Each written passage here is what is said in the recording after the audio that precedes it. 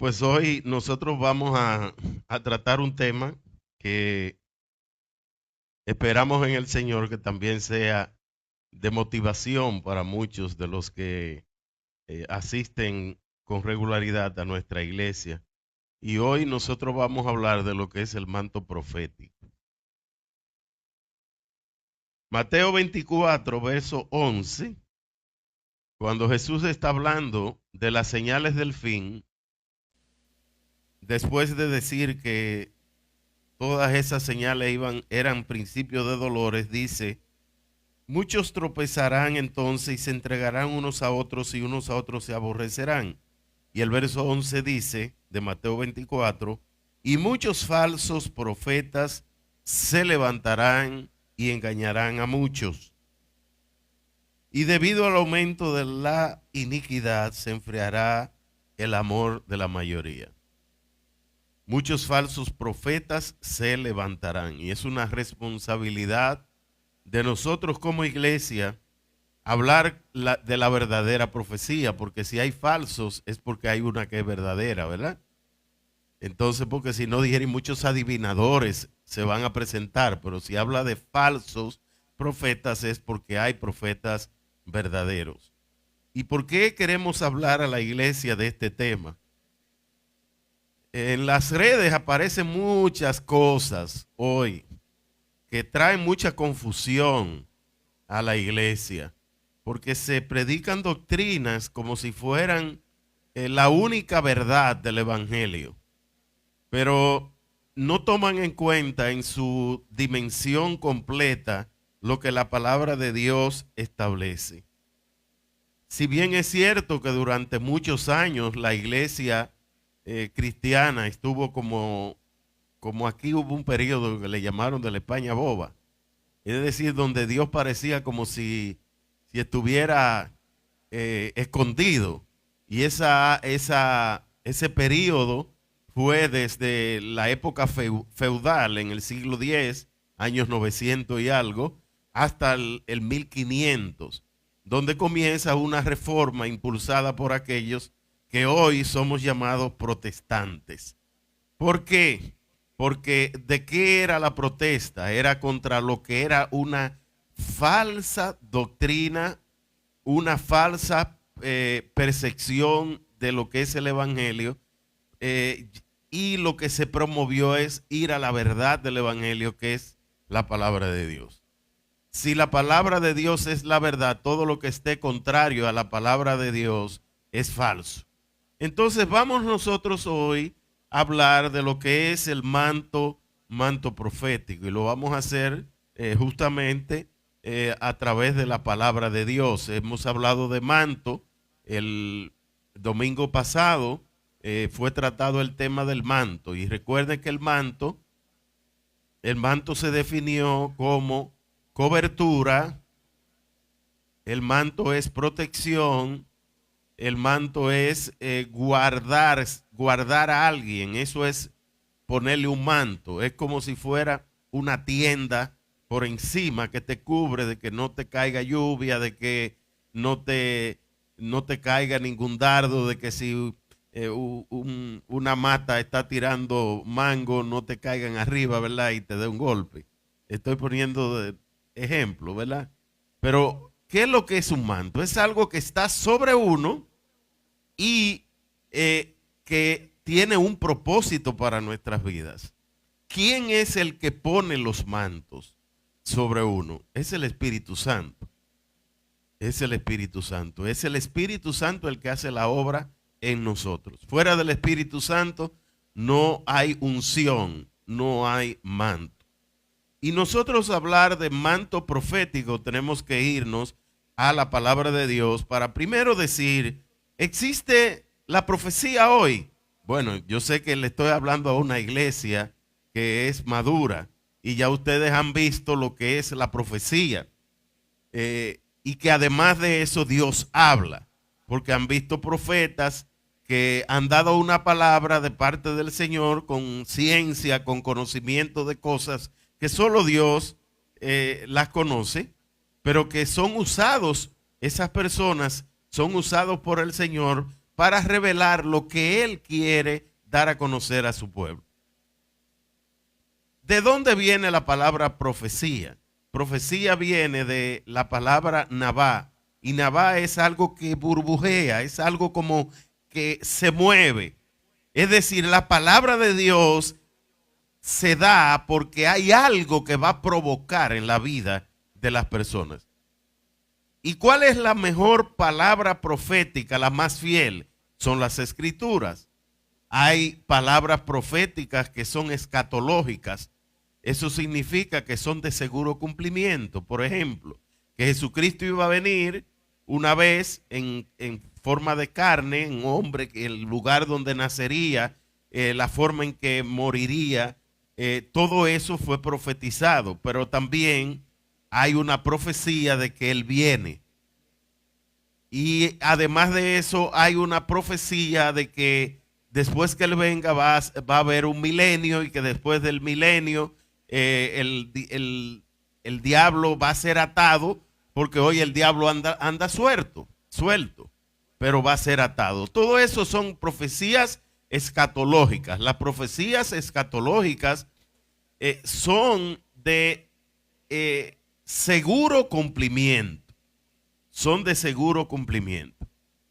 Eso quiere decir que no la vamos a someter a discernimiento para decir es correcto o no es correcto. Pero la profecía que se imparte en el día a día, nosotros tenemos que aprender a discernir, a distinguir cuándo esa profecía vino de Dios y cuándo no vino de Dios. Y vamos primero a hablar de si la Biblia establece los profetas como un ministerio. El apóstol Pablo se define a sí mismo como apóstol, profeta y maestro. Él mismo se define a sí mismo como apóstol, profeta y maestro. Terminó en Pablo el apostolado. Fíjese que Pablo no fue de los 12 apóstoles de Jesús, sino que a Judas lo sustituyó Matías, y Pablo vino al evangelio después de Jesús haber muerto, y ni siquiera conoció a Jesús de manera personal.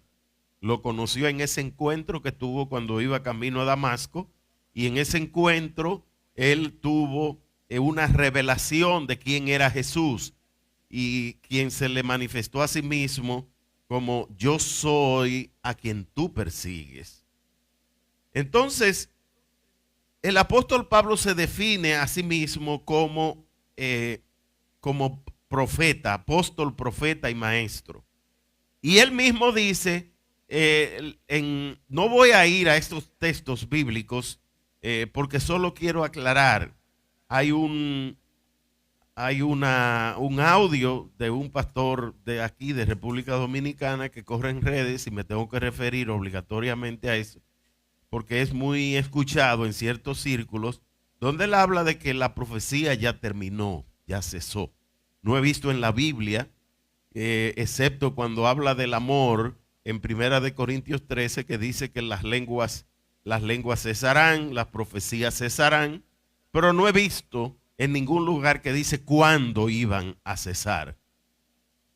Y habla de Pablo como el último de los apóstoles, pero cuando Pablo habla de que, y por último se me apareció a mí como el último de los, está hablando en sentido de humildad, de decir, yo no merecía ser llamado apóstol porque perseguía a los cristianos, porque yo lo mataba, porque yo participaba en los actos que se hacían en contra. Y fui llamado a ser apóstol porque aquel que me llamó tuvo misericordia de mí. Y el último, no se está refiriendo a término de tiempo ni en posición, sino que se refiere al último como el más menospreciado o el menos merecedor de ser llamado. Si vamos a Efesios en el capítulo 4, y quiero hablarle de estas cosas porque hay muchos que hoy se oponen al ministerio profético. Y si vamos a predicar de lo que es el manto profético, nosotros tenemos que estar claros de que Dios habla hoy. ¿Cuántos creen que Dios habla hoy? ¿Lo han experimentado en sus propias vidas? Entonces a usted le pueden decir, no, ya Dios no habla, Dios es demasiado grande para que le hable a usted. Bueno, que lo crean ellos así, se pierden de lo mejor, porque dice que los hijos son los que son guiados por el Espíritu. ¿Y cómo usted va a ser guiado por alguien que no le indique el camino, que no se lo hable? Entonces, si todo fuera a través de la palabra de Dios, entonces la revelación no fuera necesaria. Sin embargo, la misma palabra de Dios en 1 Corintios 2 dice que el Espíritu es el que revela todas las cosas. Y cuando Jesús dijo, le conviene que yo me vaya, porque si me voy, le enviaré mi Espíritu, el cual le enseñará a ustedes todas las cosas. Eso quiere decir que él no dependió de una palabra escrita. Esta palabra escrita fue posterior. Fue luego que ya el cristianismo estaba funcionando, es que esta palabra vino, pero no existía antes. No existía antes. Quiere decir que lo que existía antes era el Espíritu, que era el que revelaba. Y ese mismo Espíritu está vivo hoy, porque Dios es el mismo ayer, hoy y siempre. Dios no está muerto, Él está vivo. Y si Él está vivo, no le vamos nosotros a poner tapón. No le vamos a poner tapón en la boca. Y si Él hablaba ayer, Él va a seguir hablando hoy, porque si dice que Él hablará en un futuro, ¿por qué nosotros negamos que Él pueda hablar hoy? Pero los que tenemos experiencia con el Espíritu Santo sabemos que Él es el mejor vendedor, porque Él te consigue cliente sin que tú sepas quién era. Que Él es el mejor banco, porque cuando tú no tienes dónde buscar, Él te abre una salida y tú consigues resolver tu situación. Que Él es el mejor psicólogo, porque es el que sana las heridas en lo más profundo del corazón, el que resuelve conflictos familiares, el que te da el consejo sano en el momento que tú más lo necesitas. Del Espíritu Santo estamos nosotros ahora hablando todos los miércoles, invitamos, porque tenemos sesiones como la de este miércoles, que había una presencia poderosa del Espíritu Santo. Estamos conociendo quién es el Espíritu Santo, porque ese es el primer paso para nosotros poder caminar en el Espíritu. Es conocer el Espíritu Santo y saber lo que Él es capaz de hacer en nuestras vidas. Pues vamos a entrar en el tema del manto profético. Cuando Jesús invitó a Pedro, Jacobo y Juan al monte, allí dice que ocurrió una transfiguración. En Lucas capítulo 9, verso 28 en adelante, dice: aconteció como 8 días, vuelvo a repetir el versículo, capítulo 9, versos 28 en adelante de Lucas, Evangelio de Lucas. Aconteció como 8 días después de estas palabras que tomó a Pedro, a Juan y a Jacobo y subió al monte a orar. Y entre tanto que oraba, la apariencia de su rostro se hizo otra, y su vestido blanco y resplandeciente. Y aquí 2 varones que hablaban con él, los cuales eran Moisés y Elías, quienes aparecieron rodados de gloria y hablaban de su partida que iba Jesús a cumplir en Jerusalén. Fíjese que allí se aparecieron Moisés y Elías. ¿Por qué razón se aparecen Moisés y Elías? ¿Y cómo lo pudieron ellos identificar? Jesús dice que su rostro estaba resplandeciente. Estaba resplandeciente. Pero ¿cómo supieron ellos que se trataba de Elías y de Moisés? ¿Y por qué la importancia de Moisés y de Elías? Lo primero es que Moisés y Elías son la representación, uno, de la ley que requiere obediencia, y lo segundo es que Elías es representación de la unción y es la profecía que da dirección. Ahí está la diferencia.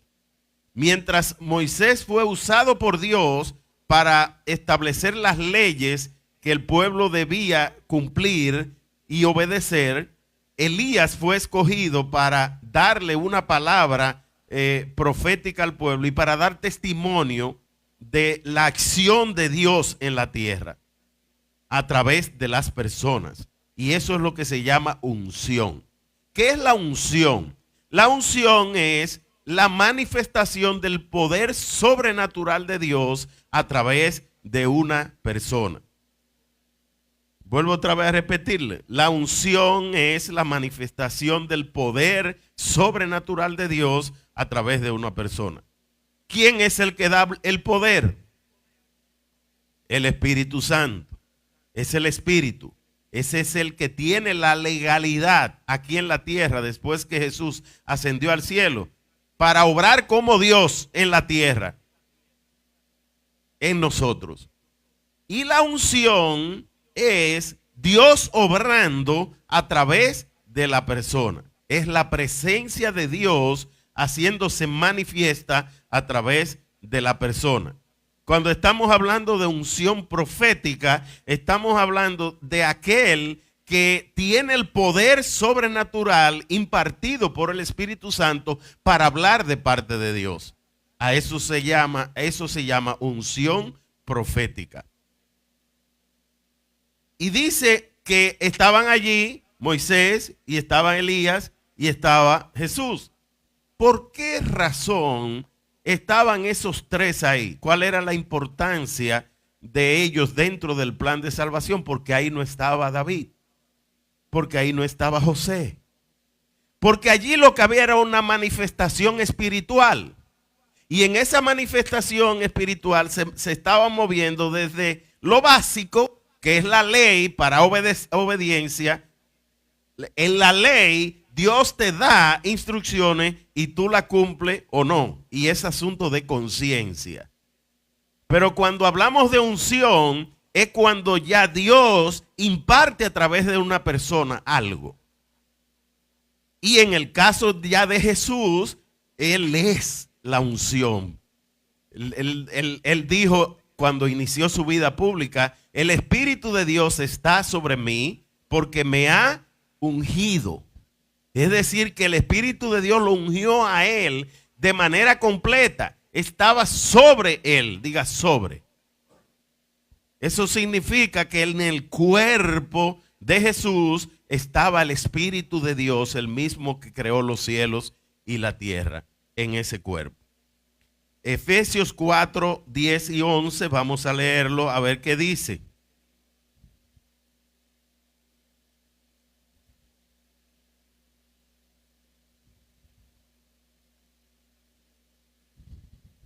El que descendió es el mismo que también subió por encima de todos los cielos para llenarlo todo. Quiere decir que la gloria de Dios ahora se manifiesta sobre los hombres en la tierra. ¿Pero sobre quién? Sobre todo aquel que invoque el nombre del Señor. En el Antiguo Testamento era sobre hombres escogidos, pero ahora el poder de Dios se manifiesta sobre todo aquel que invoque el nombre del Señor. Y el que descendió desde los cielos subió por encima para llenarlo todo. Descendió y ascendió. Descendió en cuerpo, ascendió en gloria. Y ahora Él se manifiesta en nosotros. Y fíjese que la obediencia es algo que viene del corazón. Ahora, la unción viene de la relación con el Espíritu Santo. Lo vuelvo a repetir otra vez. Por la oración, usted se comunica con Dios, pero la unción viene por una relación con el Espíritu Santo. Usted tiene que estar cercano al Espíritu Santo. Usted tiene que estar próximo al Espíritu Santo para poder recibir de Él. Mientras más cercano estás del Espíritu Santo, mayor va a ser la unción que Él deposita sobre ti. En Cristo está la gloria. Vimos en el monte de la transfiguración los tres pasos del crecimiento cristiano. Nosotros pasamos primero por una etapa de obediencia y dependencia a lo que el Señor ha establecido. Una segunda etapa es cuando Dios nos usa. Dios nos usa, somos instrumentos de Él y Él deposita unción sobre nosotros. Y lo otro es la gloria.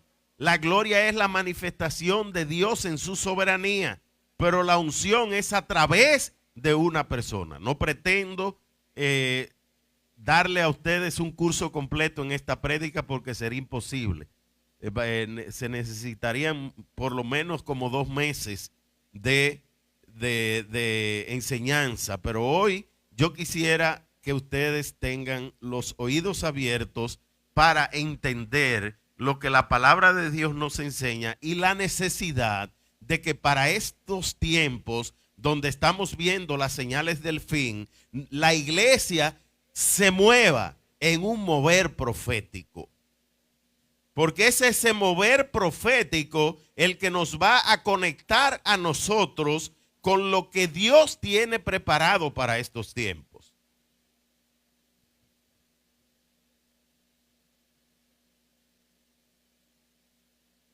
Bien.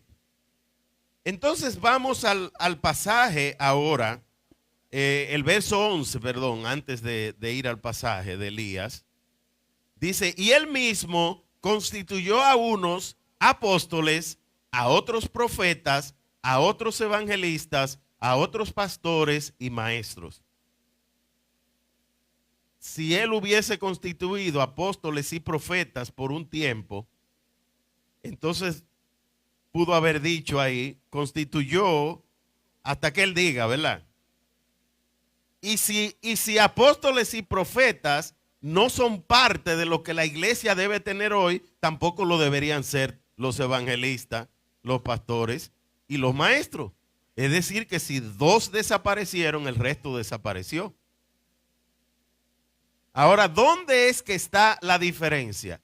En la revelación.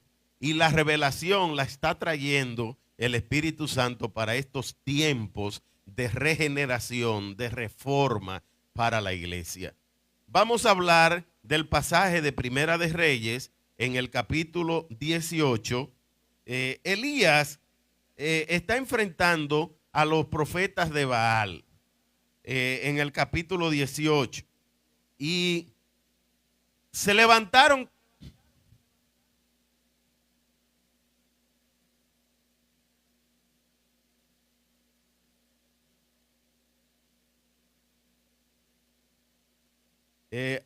a partir del verso 20, pero no lo voy a leer. Se levantaron 400 adivinos, profetas de Baales. ¿Por qué? Porque hay profetas de los demonios. Hay profetas de los demonios. Un demonio lo que hace es que profetiza la maldad, pero en Dios se profetiza el bien. La profecía es para edificación, no para destrucción. La adivinación es para destrucción. La profecía es para exhortación. La adivinación es para tumbarle el ánimo. En la adivinación te van a decir, te está fallando la esposa para que el ánimo que tú tienes de mantener tu matrimonio se caiga. Y al final dividir el matrimonio. Pero si Dios te dice que hubo una falla de pecado, es porque Él quiere restaurar. Y esa es la diferencia. Cuando Dios habla, es para exhortación, es para motivación, es para producir cambio y transformación. Cuando Dios habla, es para edificación. Y cuando Dios habla, es para traer consuelo, para traer paz al corazón. Dios no te va a dar una palabra para que tú salgas de aquí vuelto loco, preocupado, que no puedas dormir por la palabra que tú recibiste. Si la palabra viene de parte de Dios, traerá paz a tu corazón. Entonces, vamos a ver qué pasó en este pasaje de Elías y los 400 profetas de Baal. Que Elías le hizo un reto. Le dijo, si verdaderamente ustedes tienen poder, háblenle a sus dioses y que sus dioses se manifiesten. Y dice que todos ellos a una sola voz comenzaron a vocear y a clamar entre todos ellos y nada ocurrió. Y entonces Elías le dice, ahora yo voy a clamar a mi Dios. Y resultó que allí lo que habían eran unas piedras, un lugar completamente seco, y dice que descendió fuego del cielo y aún el agua que corrió después que bajó se fue quemando. Quiere decir que hubo una manifestación sobrenatural donde Dios puso todas las cosas en orden para que se viera que Él tenía el poder para hacer que las cosas fueran. Una vez el profeta Elías realizó ese acto, entonces él dice la palabra de Dios que mató a todos los profetas de Baal. Entonces, posteriormente a eso, Elías oró por lluvia, para que descendiera lluvia después de que el pueblo estaba por 3 años esperando que lloviera. Y descendió también la lluvia. Él habló de parte de Dios y declaró una palabra. Él declaró una palabra. Y a la 7ª vez, cuando él envió al criado, él dijo, yo veo una pequeña nube. En el verso 44 del capítulo 18, veo una pequeña nube como la palma de la mano de un hombre que sube del mar. Y él dijo, ve a decirle a Acab, unce tu carro y desciende para que la lluvia no te ataje. Y aconteció estando en esto, que los cielos se oscurecieron con nubes y viento, y hubo una gran lluvia.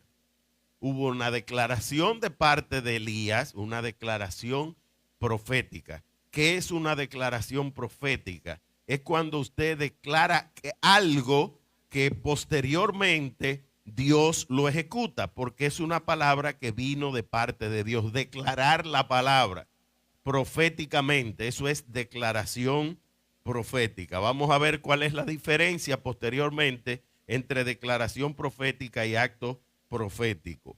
Pues vamos a ver qué pasó entonces después que descendió la lluvia. Wow, ve los milagros, Elías. Pero resulta que una mujer llamada Jezabel utilizó a un mensajero para que le llevara una información al profeta Elías. Después de su gran victoria frente a los profetas de Baal y después de la gran victoria de 3 años que no llovía en el pueblo y por su declaración Dios hizo la obra. Entonces vamos a ver lo que en Primera de Reyes, a partir del capítulo 19, verso 1. Acab dijo a Jezabel la nueva de todo lo que Elías había hecho, es decir, la noticia. Primera de Reyes 19, verso 1. Y de cómo había matado a espada a todos los profetas. Verso 2.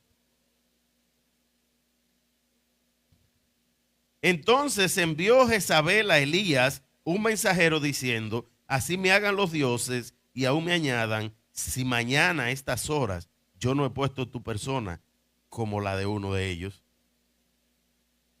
Wow, pero si Jezabel era una mujer, ¿cómo? Y que me manda un mensaje, ¿cómo Elías se intimida de tal manera? Vamos a seguir leyendo. Viendo pues el peligro, se levantó y se fue para salvar su vida. Y aquí están los primeros elementos que pueden distorsionar el llamado profeta o pueden impedir que la persona que tenga el llamado lo ejerza. Lo primero es el miedo. ¿Y qué pasa si yo doy esa palabra y no se cumple? ¿Y qué pasa si no fue Dios que habló? ¿Y qué pasa si lo que yo le diga la persona no lo recibe? ¿Y qué pasa si? Y entonces siempre está la pregunta, nunca vas a desarrollar un ministerio si no eres capaz de romper el miedo. Lo voy a repetir de nuevo. Nunca serás capaz de desarrollar un ministerio si no eres capaz de vencer el miedo. Lo primero que hay que vencer para desarrollar ministerios es el miedo. Dice que él vio el peligro, se levantó y se fue para salvar su vida y vino a Berseba, que está en Judá, y dejó allí a su criado. Y él se fue por el desierto un día de camino y vino y se sentó debajo de un enebro, una mata, y deseando morirse dijo, óigame bien, después de ese gran triunfo, por una amenaza, deseó morirse. Los profetas son muy atacados. Un verdadero profeta es muy, muy atacado. Y es muy bonito que Dios te llamó para ser profeta, pero hay que estar dispuestos a vivir el proceso. Y dice, y él se fue por el desierto un día de camino y vino y se sentó debajo de un enebro y deseando morirse dijo, basta ya, oh Jehová, quítame la vida, pues no soy yo mejor que mis padres. Y echándose debajo del enebro se quedó dormido. Y he aquí luego un ángel le tocó y dijo, levántate, come. Entonces él miró y he aquí a su cabecera una torta cocida sobre las ascuas y una vasija de agua. Y comió y bebió y volvió a dormirse. Estaba depresivo. Estaba depresivo. El miedo lo llevó a depresión. Pero Dios le dio una comida a ver si se animaba. Le dio carbohidrato, pan y agua para que se animara. Entonces dice, entonces él miró y he aquí a su cabecera una torta cocida sobre las ascuas y una vasija de agua y comió y bebió y volvió a dormirse. Y volviendo el ángel de Jehová la segunda vez le tocó diciendo, levántate y come porque el largo camino te resta. Se levantó pues y comió y bebió y fortalecido en aquella comida, caminó 40 días y 40 noches hasta Horeb, el monte de Dios. Se fue a oración, a Horeb, al monte. ¿Al monte dónde? Donde Moisés le había dado las tablas de la ley al pueblo de Israel. Verso 9. Y allí se metió en una cueva donde pasó la noche. Y vino a él palabra de Jehová, el cual le dijo, ¿qué haces aquí, Elías? Es decir, que allí él tuvo un encuentro con Dios, en la cueva de Adulán. Él tuvo intimidad con Dios. Dios estaba perfeccionando el ministerio profético en Elías. El proceso que él había vivido y su depresión era parte del propósito de Dios. ¿Para qué? Vamos a seguir leyendo para ver qué cosas ocurrieron posteriormente y con las cuales Dios tenía planes con Elías. Vamos al verso 14 del capítulo 19. Dice,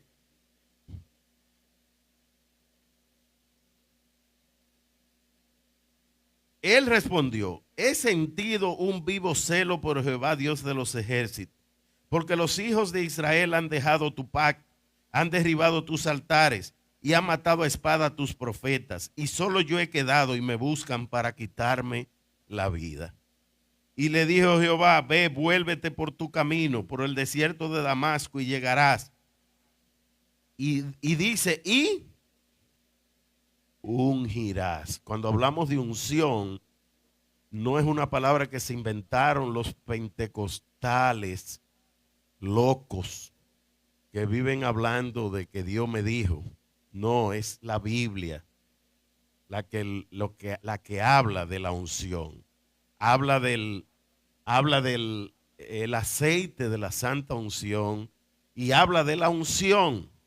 Dice, y ungirás a Hazael por rey de Siria. 16. A Jehú, fíjese que Dios le está mandando para que unja. Para que unja. Y dice, a Jehú, hijo de Nisí, ungirás por rey de Israel, y a Eliseo, hijo de Safat, de Abel Meolá ungirás para que sea profeta en tu lugar. Wow. Tus fallas de carácter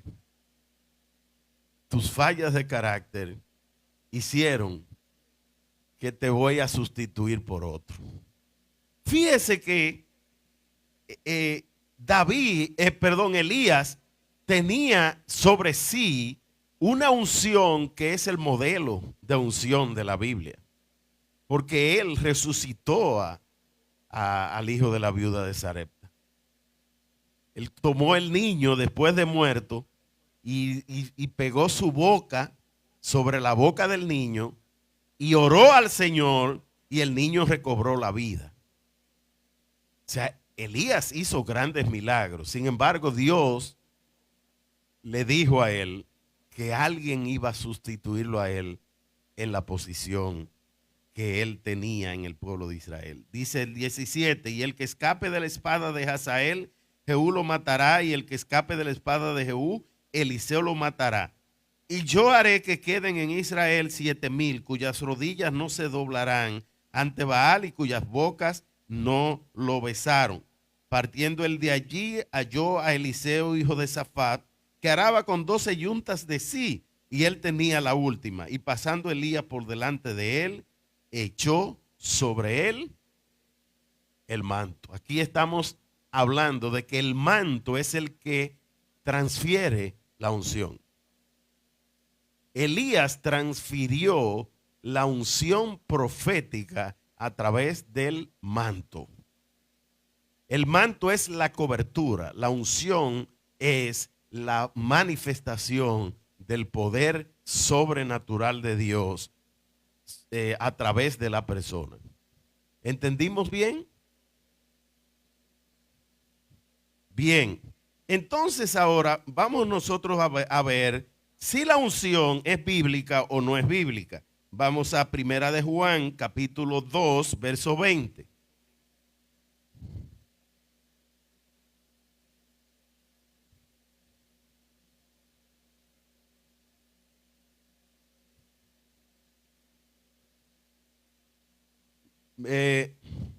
Dice, pero vosotros tenéis la unción. ¿Quién es el santo? El Espíritu Santo. Ustedes tienen la unción del santo. Y cuando nosotros tenemos la unción, ¿cuál es la manifestación de Dios en nosotros? Que conocemos todas las cosas. Y vamos al verso 25. Al 27 de Primera de Juan 2, 27. Dice, pero la unción que vosotros recibisteis de él permanece no sobre. ¿Entendemos? Porque hay dos tipos de unción. La unción que es sobre y la unción que es en. Hay una que está dentro. Y la unción que está dentro es la que me lleva a mí a la santidad. Por eso habla que ustedes tienen la unción del santo. Pero la unción que es sobre tiene el propósito de ponerla al servicio de los demás. Ningún don es para provecho propio. Ningún talento es para guardarlo y manifestarlo cuando me conviene, porque me produce algún beneficio. Todo don, todo talento tiene un propósito y es ponerlo al servicio de los demás. ¿Para qué son los 5 ministerios? Vamos, guárdeme esa por ahí que volvemos de nuevo otra vez. En Efesios 4:12. ¿Para qué son los 5 pilares de la iglesia? Apóstol, profeta, maestro, evangelista y pastor. A fin de perfeccionar los santos, ¿para qué? Para la obra del ministerio. ¿Para qué? Para la edificación del cuerpo de Cristo.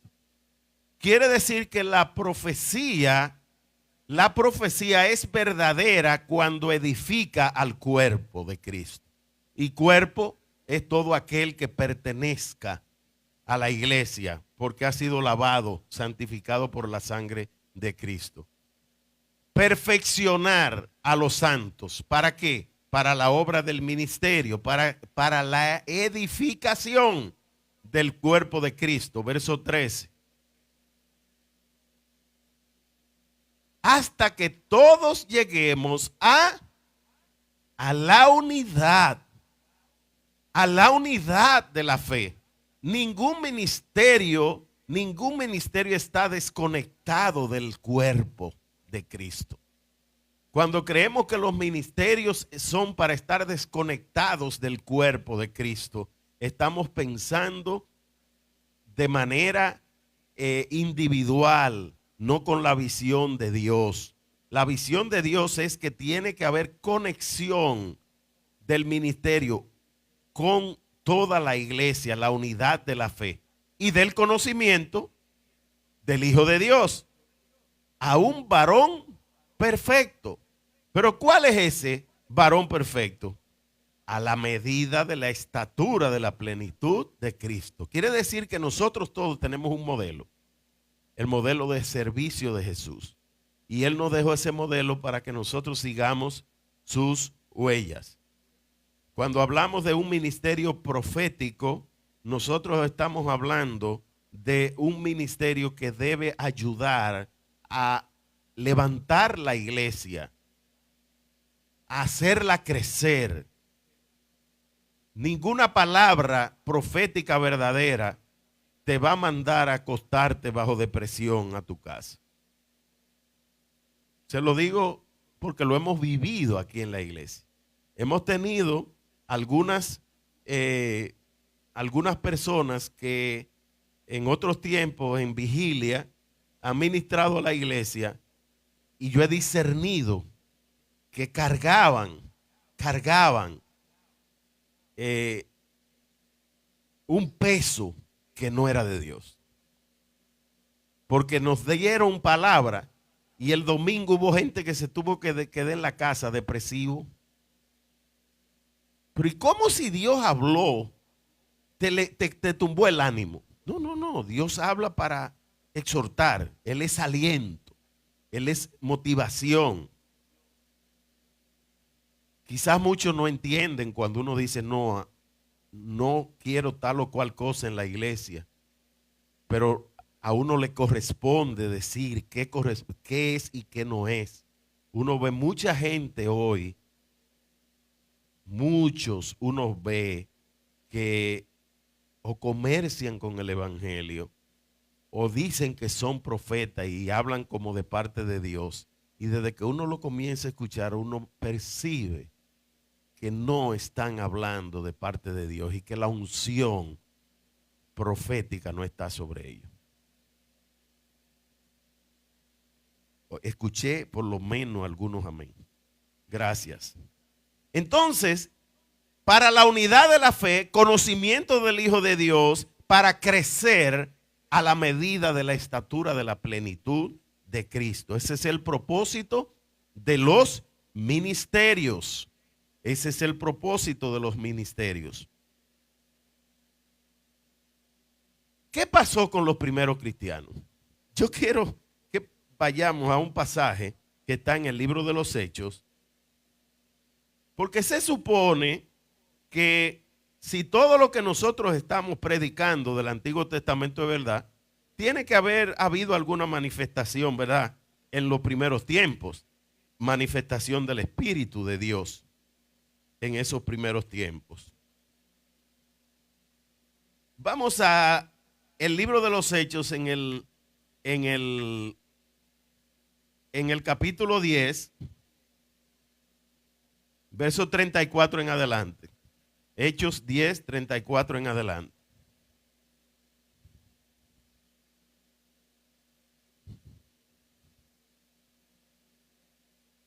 Me ponen la versión RBC para que podamos entender como latinos que somos.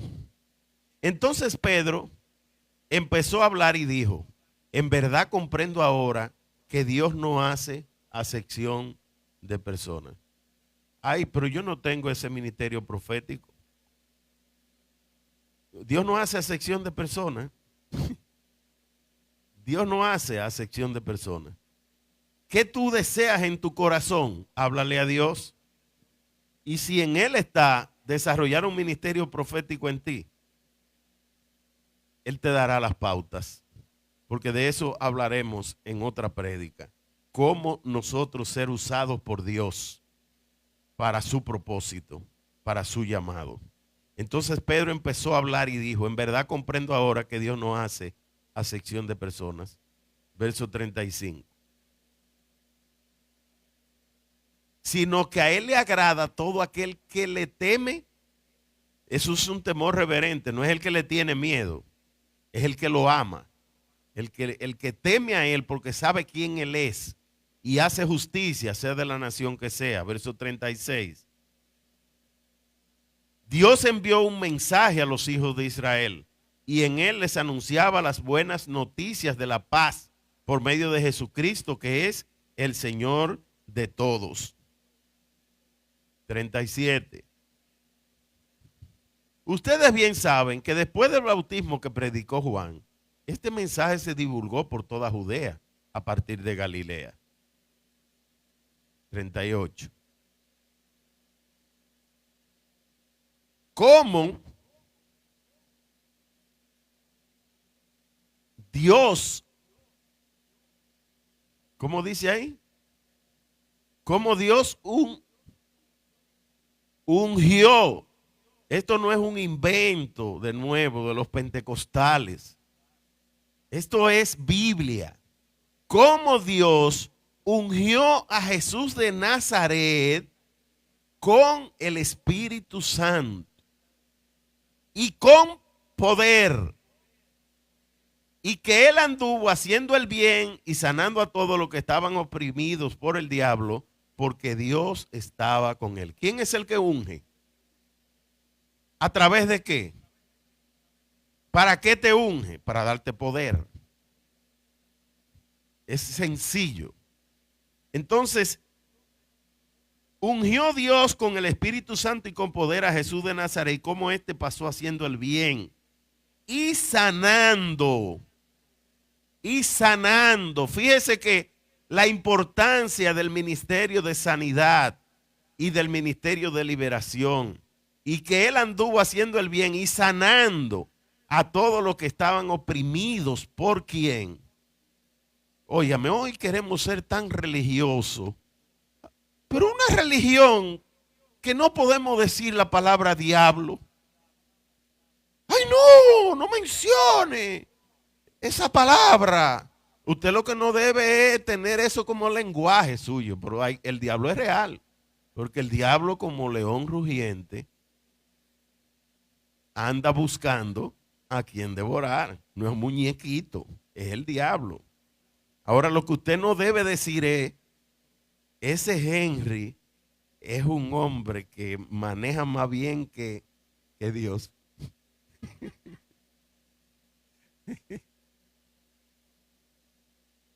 Entonces, seguimos. ¿Y por qué él podía sanar y podía luchar contra el diablo? ¿Por qué? Porque Dios estaba con él. Todo el que quiere ejercer un ministerio, Dios tiene que acompañarle donde quiera que vaya. Y nosotros somos testigos de todas las cosas que hizo en la tierra de Judea y en Jerusalén, a quien mataron colgándole en un madero. A este Dios le resucitó al tercer día y le concedió hacerse visible, no a todo el pueblo, sino a los testigos que Dios había escogido de antemano, a nosotros, que comimos y bebimos con él después que resucitó de los muertos.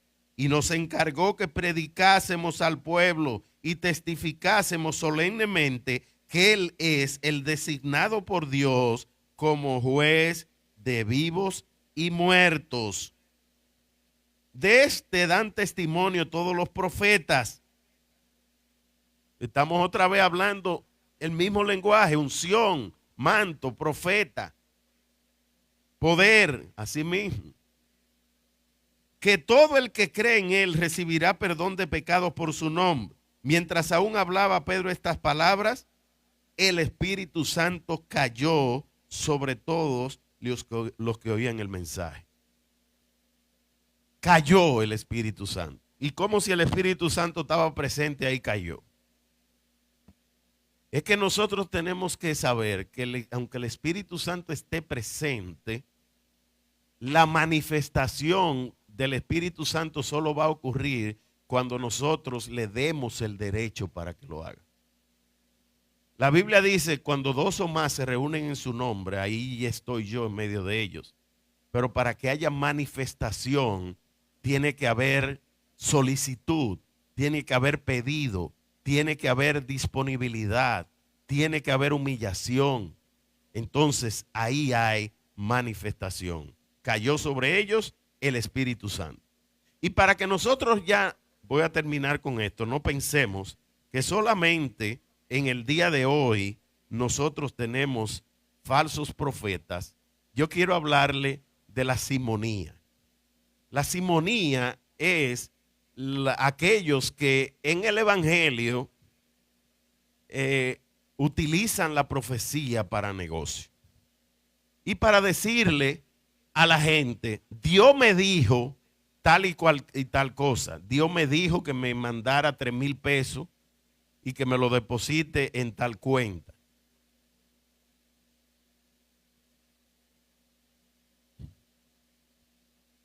Y mucha gente, uno le dice, mira, ten cuidado, no te acerques o no te dejes engañar. Y somos tan débiles que aún sabiéndolo nos dejamos engañar. La simonía es un tipo de brujería. Son los profetas que están dentro de la iglesia bajo el nombre de que son profetas, pero no hablan de parte de Dios y se mueven de aquí para allá. Se mueven de aquí para allá. Hay momentos donde Dios los usa, pero hay momentos donde ellos están en rojo, porque su propia vida es de debilidad.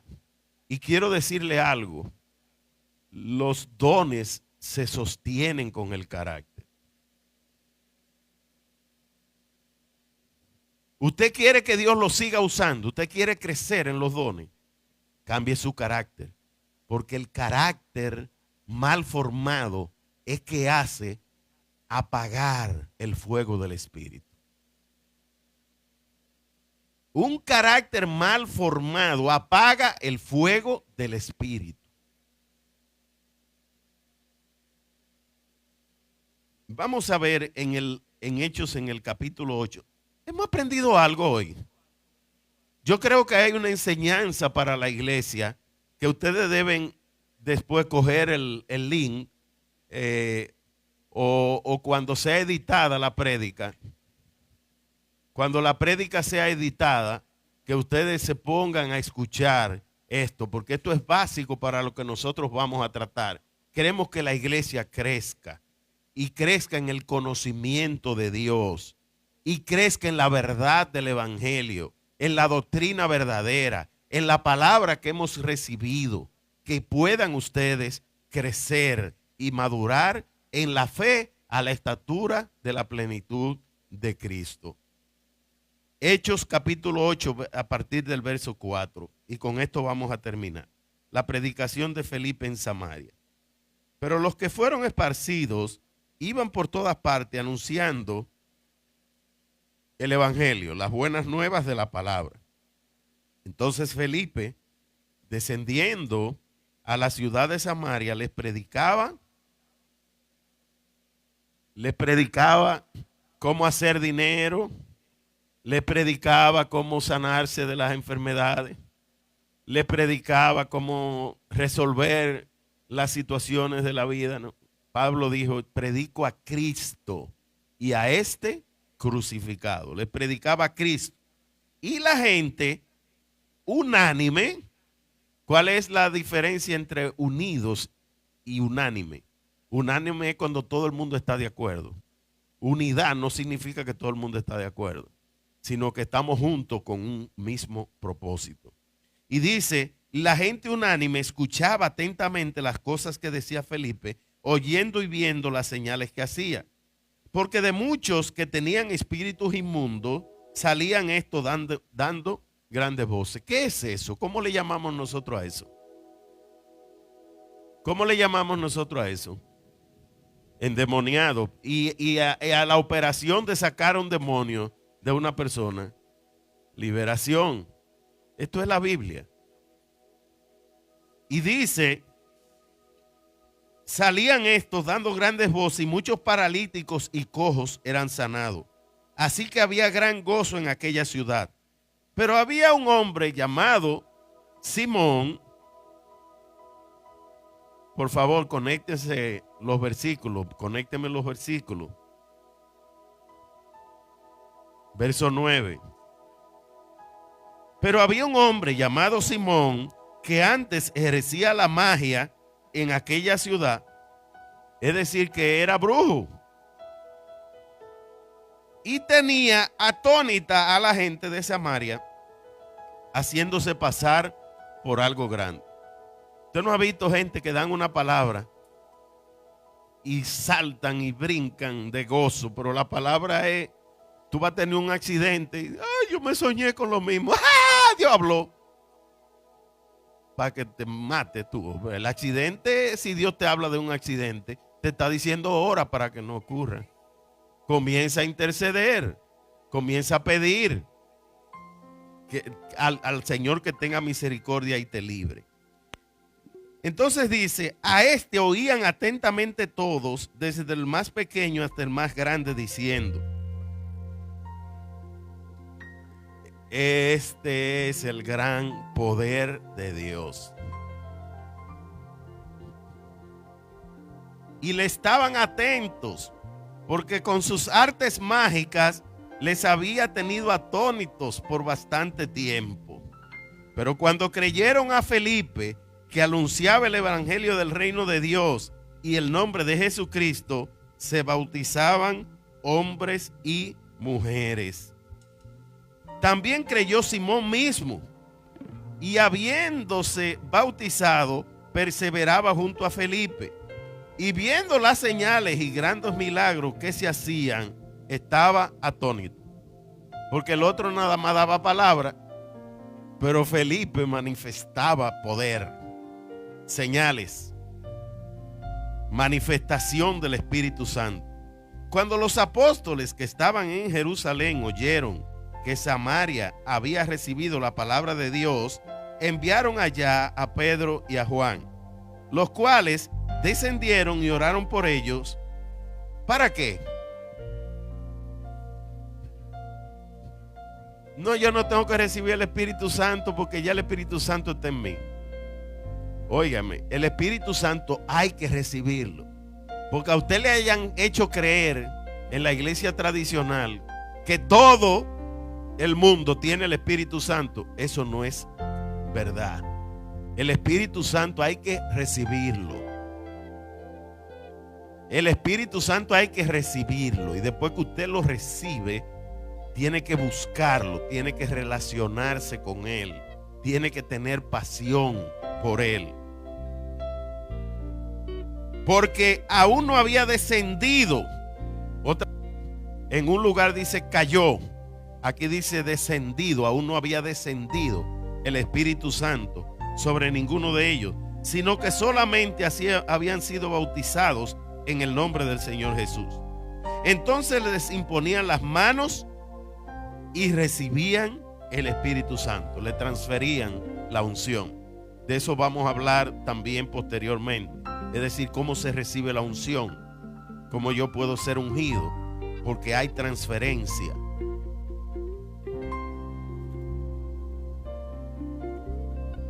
Entonces le imponían las manos y recibían el Espíritu Santo. Y aquí viene ya lo interesante con lo que vamos a terminar. Cuando vio Simón que por la imposición de las manos de los apóstoles se daba el Espíritu Santo, le ofreció dinero.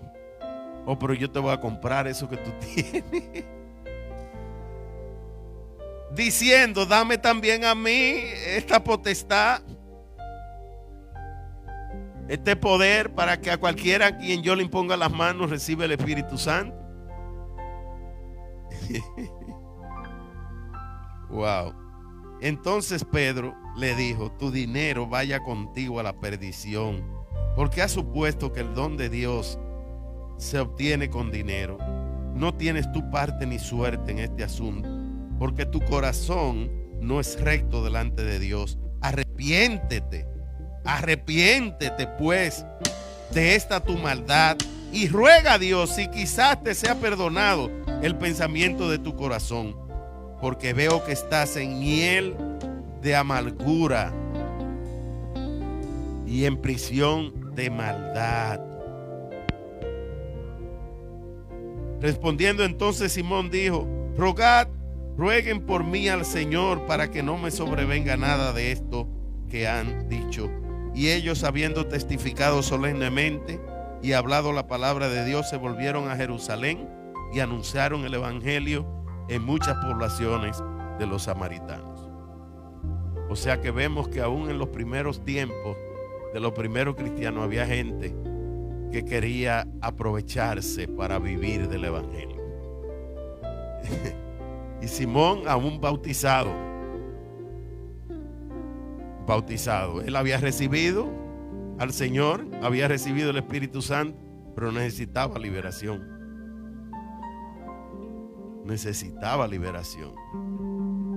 Así es que no vamos nosotros a pensar que la profecía es para recibir dinero ni para hacer dinero.